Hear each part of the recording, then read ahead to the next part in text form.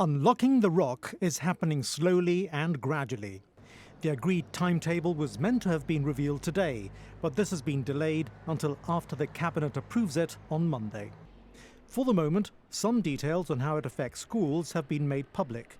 These are expected to remain largely closed until September, although pupils in Year 2 in lower primary and in Year 6 in upper primary who will be transitioning to another school in September will return to class on Tuesday the 26th of May on a half-day basis.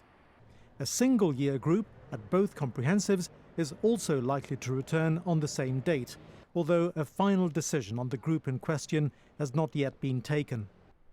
The arrangements will be reviewed again 3 weeks later, coinciding with the start of summer hours, when, if possible, other school years may be added. Childcare supervision facilities on weekends will end on Sunday the 17th of May, with the extended hours creche also coming to an end on Friday the 22nd.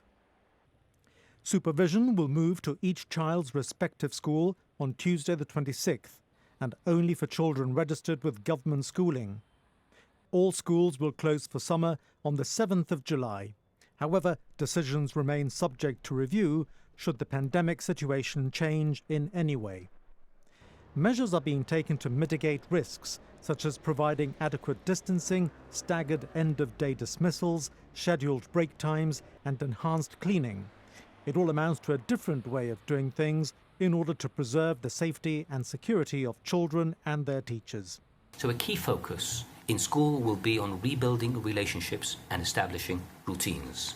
Schools will work sensitively with the aim of establishing a firm basis for children from which they can move on. We are acutely aware that the impact of the lockdown will have been even greater for those with special needs.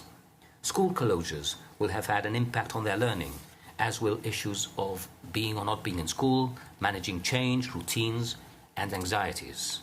The transition of these children will need to be managed and enhanced sensitively.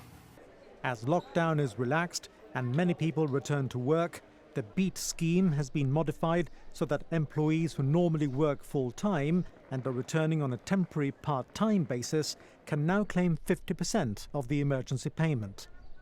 And for firms who are excluded from BEAT, a new furlough scheme has been agreed through which up to 25% of the staff base can be declared inactive and are able to claim either £1,155 or 50% of their normal salary, whichever is higher. Although anyone claiming this will require government approval, the scheme will not be at the taxpayer's expense, other than in the case of income tax and social security, which will not be payable. The scheme aims to reduce the burden on the companies in question. The Minister for Digital and Financial Services, Albert Isola, did reveal, though, that for the government, BEAT cost the taxpayer £6,260,000 in April. Further sums will have to be paid at the end of this month. However, as lockdown is eased, the demand on the public purse should lessen. Lockdown will be replaced with a more aggressive random testing regime and contact tracing, the plans for which should be in place by the end of next week. For the moment, however, the number of infections continue to fall.